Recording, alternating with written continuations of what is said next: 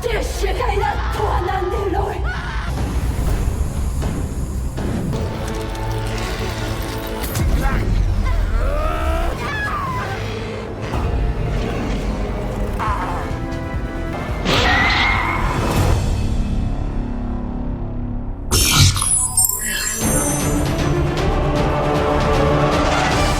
Layer Action. Film dibuka dengan memperlihatkan seorang dokter bernama Jung-won yang sedang menceritakan soal adiknya yang mengalami depresi berat dan gangguan sistem saraf. Suatu hari, Jung-won membawa adiknya untuk melakukan pemeriksaan otak, namun hal janggal justru mulai terjadi.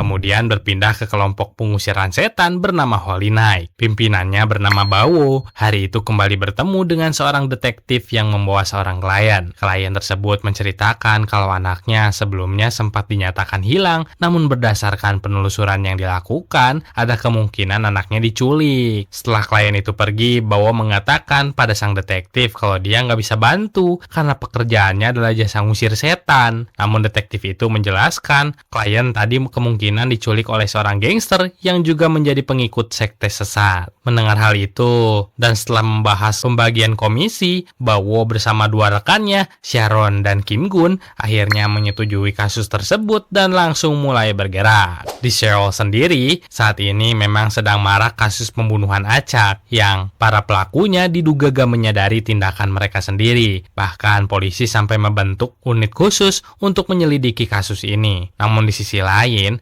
mereka juga kebingungan dan mulai menduga kalau semua ini sebenarnya berkaitan dengan kasus kesurupan massal. Karena itulah mereka akhirnya mengundang Pastor Muscrow untuk membantu mengatasi kekacauan tersebut. Di tempat lain, terlihat kalau Bawo dan timnya baru aja sampai di sebuah markas yang diyakini sebagai salah satu tempat pemujaan setan. Bawo terkejut melihat begitu banyak aktivitas maksiat yang terjadi di tempat itu. Hingga akhirnya dia melihat 3 penjaga utama yang sedang berjaga. Tanpa banyak bicara, Bawo langsung maju dan menghajar mereka. Setelah berhasil melumpuhkan penjaga tersebut, Bawo CS masuk ke sebuah ruangan yang saat itu sedang digunakan untuk ritual penumbalan. Merasa terganggu, para anggota sekte pun langsung mencoba menyerang. Sementara Bawo sibuk menghadapi para anggota sekte, Sharon mendekati calon tumbal lalu mulai merukiahnya. Sedangkan Kim Gun sibuk merekam keadaan sekitar. Setelah pertarungan selesai, Kim Gun menemukan tato aneh di belakang telinga salah satu anggota sekte. Berkat kerja sama mereka, calon tumbal yang ternyata adalah anak dari klien sebelumnya berhasil diselamatkan, sekaligus menuntaskan misi dengan membakar tempat tersebut.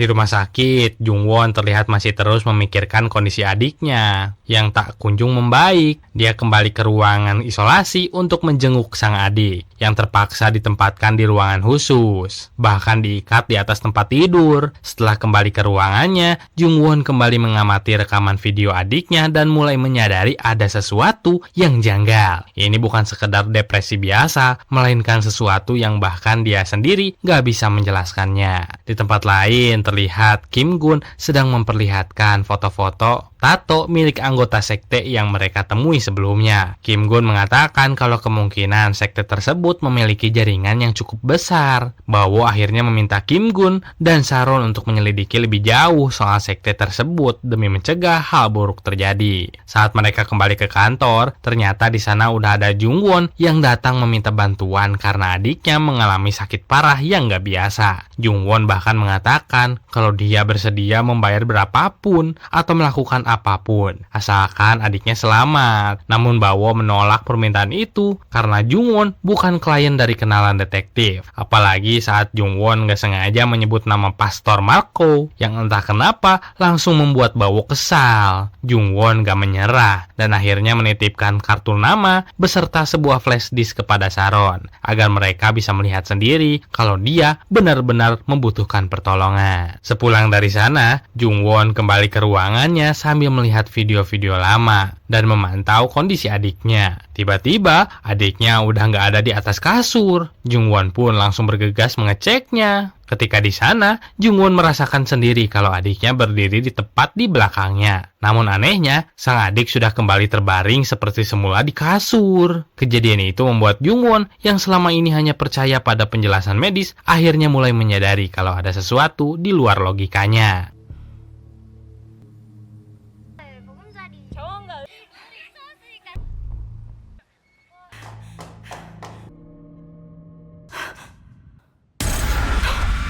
Jungwon mendatangi Pastor Marco yang juga merupakan dokter di rumah sakit tersebut dan mengatakan kalau sekarang dia percaya bahwa kondisi adiknya bukan hanya sekedar masalah medis. Di kantor, Kim Gun sempat menyinggung soal rekaman yang diberikan Jungwon dan mengatakan kalau Pastor Marco yang menyarankan Jungwon datang menemui mereka. Bawo langsung mengatakan kalau dia nggak mau mendengar nama Pastor Marco. Bawo membagikan gaji kepada Kim Gun dan Sharon yang tentu saja langsung diprotes oleh Kim Gun karena merasa bagian Sharon lebih besar. Di tengah percakapan mereka, tiba-tiba Pastor Marco datang seorang diri dan ingin bicara kepada Bawo. Terlihat kalau mereka berdua memiliki masalah besar di masa lalu yang membuat hubungan keduanya memburuk. Bawo tetap bersikeras menolak permintaan Pastor Marco untuk membantu adik Jungwon. Setelah Pastor pergi, Bawo melampiaskan emosinya dengan berlatih tinju. Hal itu membuat Sharon dan Kim Gun menyadari kalau pertemuan tadi benar-benar membangkitkan amarahnya. Sharon dan Kim Gun kembali teringat masa-masa saat mereka pertama kali diselamatkan oleh Bawo. Hal itu justru membuat mereka semakin bertekad untuk membantu Jungwon menyelamatkan adiknya. Sebagaimana dulu mereka juga pernah diselamatkan oleh Bawo. Akhirnya Sharon dan Kim Gun menonton rekaman milik Jungwon. Sebelum berada dalam keadaan seperti sekarang, sikap sang adik perlahan mulai berubah menjadi agresif dan sering kehilangan kendali atas dirinya sendiri. Dan kondisinya semakin gak tertolong. Semua kejadian aneh tersebut terekam jelas melalui CCTV. Dan semuanya semakin mengarah pada dugaan gangguan syaiton. Jungwon pernah menemukan ponsel adiknya tergeletak di rumah. Sementara sang adik dalam keadaan seperti nggak sadar sedang membenturkan kepalanya berkali-kali. Lalu mulai menusuk dirinya sendiri. Singkat cerita, akhirnya Bawo bersedia menonton rekaman milik adik Jungwon maksudnya. Mereka pun yakin kalau Enso sebenarnya bukan mengalami depresi seperti yang selama ini dipercaya Jungwon, melainkan adanya kekuatan goib yang merasukinya. Semakin diperhatikan, semakin banyak pula kejanggalan yang terjadi. Jungwon sendiri masih belum menemukan penjelasan medis atas semua itu. Tapi Kim Gun juga menyadari kalau salah satu petugas yang pernah mencoba memeriksa Enso memiliki tato yang sama dengan anggota sekte. Di rumah sakit, Pastor Marco akhirnya menceritakan alasan di balik renggangnya hubungan dirinya dengan Bawo. Dulu Pastor dan Bawo dan seorang teman mereka bernama Joseph hidup bersama dan rukun di panti asuhan. Namun seiring berjalannya waktu, mereka memilih jalan hidup yang berbeda. Pastor memilih memperdalam ilmu agama, Bawo menjadi pertarung jalanan, sementara Joseph terjerumus dan mendalami ilmu hitam. Bawo sendiri selalu datang ke panti asuhan, hingga akhirnya 15 tahun lalu Joseph untuk pertama kalinya memanggil iblis dan menghabisi seluruh penghuni panti. Iblis yang dipanggil Joseph juga sempat merasuki Bawo dan membuatnya secara nggak sadar ikut membantai seluruh anak panti di sana. Sekarang Bawo hidup dalam penyesalan sekaligus dendam hingga akhirnya memutuskan untuk memburu Joseph dan menjadi pembasmi setan agar gak ada lagi orang yang seperti itu. Pastor mengatakan kalau Bawo sangat membencinya karena dirinya nggak pernah lagi kembali ke panti asuhan setelah pergi dari sana. Namun dibalik semua itu, naluri kemanusiaan Bawo tetap membuatnya nggak tega melihat Enso menderita karena jiwanya telah dikuasai syaiton. Kim Gun kemudian menjelaskan kepada Jungwon kalau iblis yang mengikat Enso kemungkinan adalah iblis yang disembah oleh sekte sesat tersebut. Tanpa disadari Jungwon, anggota sekte itu ternyata udah berkali-kali datang ke rumah dan menjadikan tubuh Enso sebagai media pemanggilan iblis. Setelah mendengar itu, Sharon langsung meminta izin untuk menemui Enso. Awalnya Enso masih bisa menjawab Sharon dengan cukup baik, meski tatapannya terlihat kosong. Namun saat Sharon mulai megang kepalanya sambil baca doa, iblisnya kepanasan, lalu membuat mereka semua terpental. 스러운 사람이야. 네. 대답해.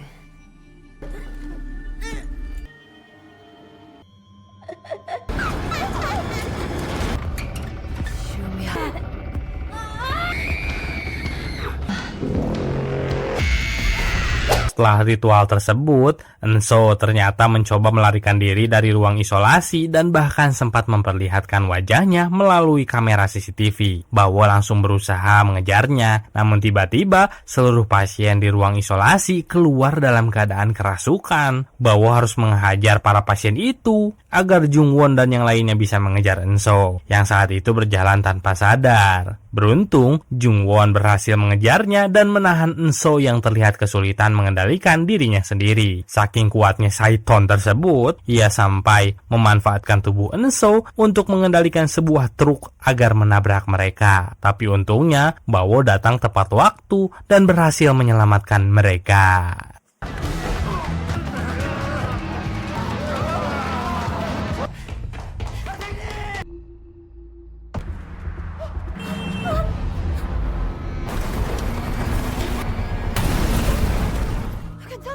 Singkat cerita, Enso akhirnya dibawa kembali ke rumah karena pengaruh iblis di dalam dirinya sudah cukup kuat untuk mempengaruhi orang-orang di sekitarnya. Sharon, Bawo, dan Kim Gun kemudian berpencar di dalam rumah untuk mencari petunjuk mengenai asal mula semua kejadian ini. Mereka langsung mengikat Enso di sebuah kursi biar proses pengusiran berjalan lancar. Sharon mengatakan kalau dirinya akan memimpin proses eksorsisme dan ritual tersebut akan berlangsung panjang sekaligus berbahaya. Karena itu Jungwon diminta tetap agar sambil terus mengawasi kondisi medis Enso selama proses berlangsung. Sharon memulai tahap pertama ritual, yaitu mencoba mengetahui nama Saiton tersebut. Lalu masuk ke tahap kedua, di mana Enso mulai berkamuflase dan memohon pertolongan untuk dikasihani, yaitu tipu daya Saiton. Ritual terus berlangsung hingga pagi, namun di luar dugaan Sharon, iblis itu sama sekali nggak menyerah dan justru menyombongkan diri di hadapannya, seolah ritual apapun nggak akan mampu mengusirnya dari tubuh Enso. Tiba-tiba rumah Jungwon berubah gelap gulita, seakan semua cahaya nggak bisa masuk ke dalam rumah tersebut.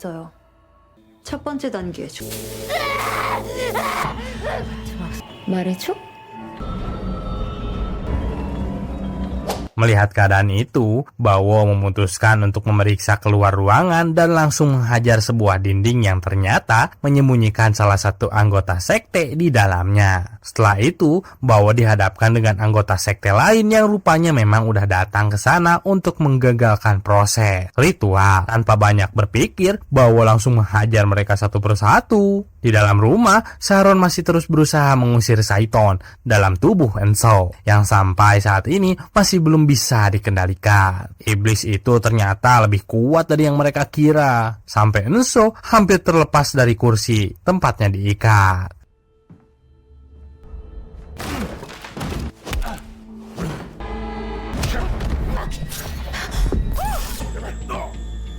Meski begitu, Sharon gak pernah menyerah dan tetap berusaha melepaskan Saiton dari tubuh Enso sambil mencoba mengajaknya berkomunikasi secara langsung. Di luar rumah, Bawo akhirnya berhasil menghabisi seluruh anggota sekte, lalu mengajak Kim Gun membantunya membereskan semuanya. Setelah mereka kembali, Sharon meminta Jungwon untuk beristirahat karena mereka akan segera memasuki tahap ketiga. Kali ini prosesnya jauh lebih berat. Tanpa mereka sadari, Jungwon yang sejak tadi hanya menatap adiknya, tiba-tiba ikut kerasukan. Sharon langsung menyadari kalau Saiton yang memasuki tubuh Jungwon bukanlah iblis utama, melainkan iblis suruhan yang sengaja dikirim untuk mengalihkan perhatian. Tapi Sharon berhasil menyelamatkan Jungwon sebelum dirinya benar-benar dikuasai. Dan di situ, Sharon mulai menyadari kalau ada sesuatu yang jauh lebih kuat sedang bersembunyi di rumah tersebut.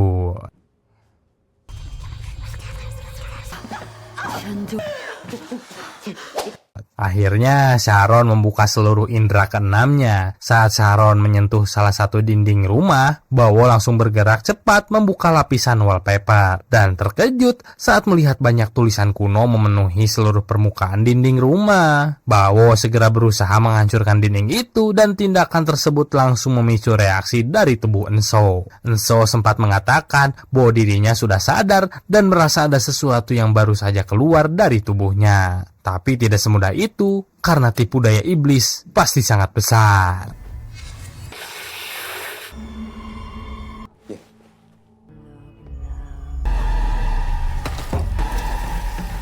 괜찮아요? 나 이거 좀 풀어줘. Situasi menjadi semakin buruk. Ternyata iblis di dalam tubuh Enso mulai menargetkan Bawo karena tragedi di panti asuhan pada masa lalu. Bawo sempat kehilangan kendali dan nyaris menghabisi Sharon dengan mencekiknya. Tapi Jungwon dan Kim Gun segera menahannya. Gak lama kemudian Bawo kembali sadar, sementara iblis tersebut justru menertawakan keadaan mereka. Cuah. Meski sempat terganggu, proses eksorsisme tetap dilanjutkan. Sharon benar-benar memulai pertarungan spiritualnya secara langsung melawan Saiton tersebut. Terlihat kalau Sharon sama sekali nggak gentar dan terus berusaha menekan kekuatan lawannya. Iblis itu mulai melawan dengan mengucapkan mantra-mantra aneh yang membuat suhu ruangan turun drastis. Kondisi itu membuat tubuh Sharon nyaris nggak bisa bergerak. Meski begitu, Sharon tetap bertahan dan melanjutkan ritualnya. Tapi sayangnya, Jungwon yang sudah mulai panik memikirkan kondisi adiknya tanpa sengaja merusak benteng garam yang menjadi pertahanan mereka. Akhirnya iblis tersebut berhasil melepaskan Enso dari kursi dan membuat mereka semua terpental.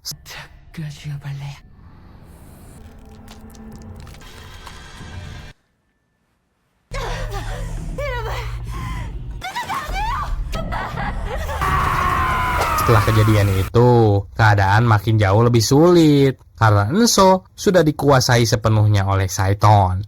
Mereka pun mulai kewalahan menghadapi situasi tersebut. Demi menemukan Enso, mereka akhirnya berpencar ke berbagai sisi rumah, dan Sharon kembali mendengar bisikan iblis yang mengajaknya bergabung dengan sekte. Pengaruh kekuatan gelap di rumah tersebut juga semakin kuat. Jungwon yang sejak awal berusaha bertahan, kini mulai melemah dan perlahan terpengaruh oleh tipu daya Saiton. Ancaman yang mereka hadapi pun terus meningkat, bahkan Kim Gun sempat terangkat ke udara. Di tengah kekacauan itu, Jungwon teringat bahwa anggota sekte yang pernah menyamar sebagai pemilik rumah mengatakan kalau mereka menyimpan banyak barang di dalam gudang. Mendengar hal tersebut, Bawo langsung menuju gudang tanpa membuang waktu. Dia menemukan sebuah ruang bawah tanah tersembunyi yang selama ini nggak diketahui. Sementara di dalam rumah, Sharon mengatakan sebenarnya ada kekuatan iblis lain yang jauh lebih kuat dari yang mereka hadapi. Bahkan kini, Enso perlahan mulai berubah menjadi iblis itu sendiri.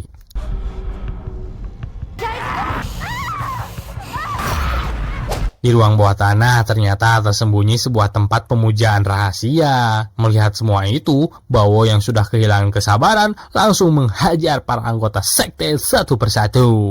Namun karena jumlah mereka cukup banyak dan diantaranya memiliki kemampuan ilmu hitam, Bawo sempat terdesak. Meski berhasil melarikan diri, keadaan masih belum berpihak kepadanya. Hingga akhirnya Bawo membiarkan sisa kekuatan iblis yang dulu pernah merasukinya bangkit kembali agar bisa digunakan untuk melawan para anggota sekte tersebut.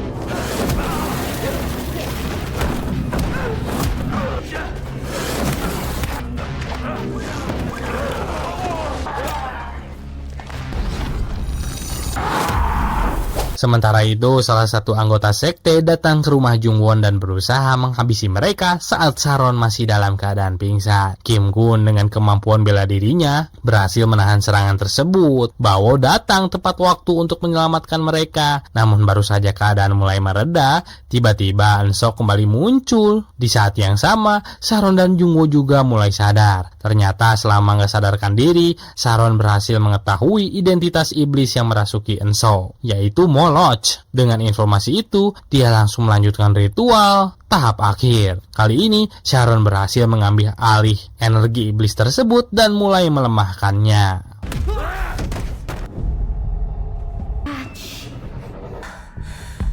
물로 잡아먹는.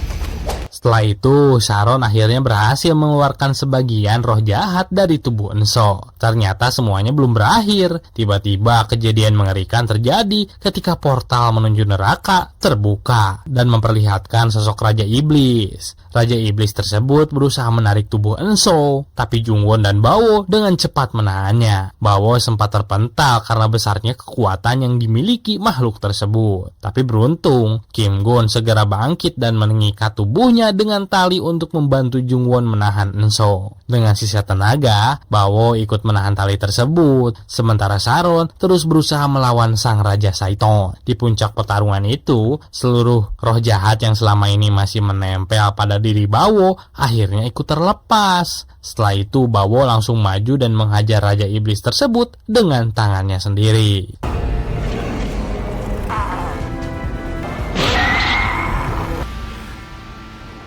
Setelah semua perjuangan yang mereka lalui, Enso berhasil diselamatkan dan terbebas dari kuasa Saiton yang selama ini bersemayam di tubuhnya. Di akhir-akhir, diperlihatkan bahwa panti asuhan tempat Bawo dulu dibesarkan kini kembali beroperasi berkat donasi yang ia berikan. Sementara itu, di penghujung cerita, Bawo, Jungwon, dan Enso mendatangi markas utama sekte sesat tersebut dan menghajar seluruh anggotanya. Dan film ini pun berakhir.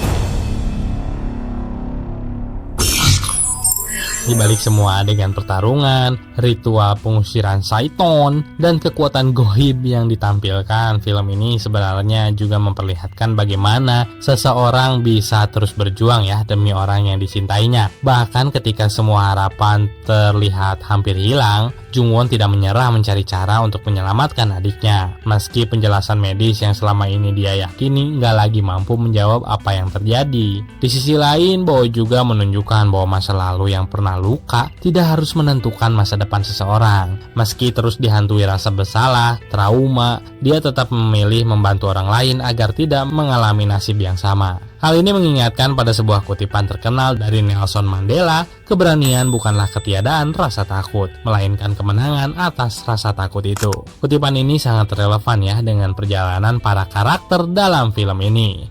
Mereka bukan orang-orang yang tidak takut, justru mereka terus dihantui oleh ketakutan, trauma, dan ancaman yang nyata. Namun yang membuat mereka mampu bertahan adalah keputusan untuk tetap melangkah meski rasa takut itu ada. Nah, kalau kalian sendiri ada di posisi sebagai Jungwon, kira-kira apa ya sih yang bakal kalian lakuin? Apakah kalian akan lari?